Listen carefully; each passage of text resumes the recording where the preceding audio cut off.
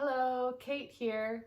Today I'm going to show you how to take regular fresh pine that you'd buy in a store, if you can get in one these days, into rustic looking wood that you can use in projects like building furniture or picture frames. As far as materials go, you just need wood.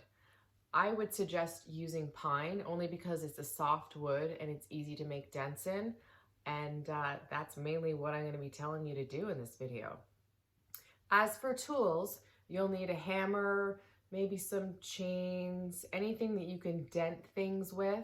Now, for the treatment part of it, where we're going to be sanding it down a little, of course you need sandpaper, so an electric sander is recommended. If you don't have it, you can just use straight up sandpaper and do it by hand.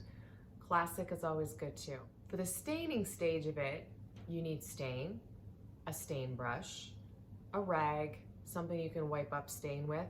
And then of course, while you're doing this, make sure you wear gloves, okay? Because you don't want that stuff in your fingernails. It just does not come out. I'm starting here with 3 regular pieces of pine that I went to the store and bought, and a hammer. I'm gonna use both sides of the hammer to rough it up, and then I'll give it a quick sand and I'll show you how I stain it. This part of the hammer, which you normally use for pulling nails out, I'm gonna use that to kind of gouge the wood as I go in longer kind of gouges. And then on this side, I'm going to use this edge if I want to kind of create like a little hoof pattern. And then this side on the side of the front of the hammer, I'll use just to kind of make some dents.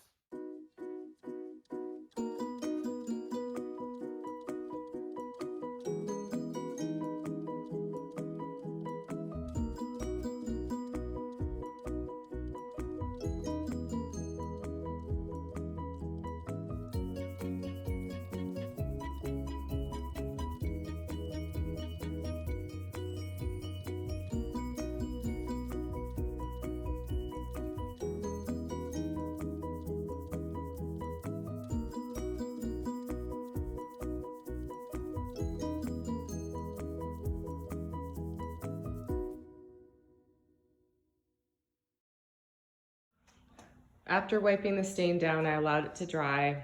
So here's the final product. I'm quite happy with this. I'll be making a little storage door in the basement with this wood and probably a couple picture frames.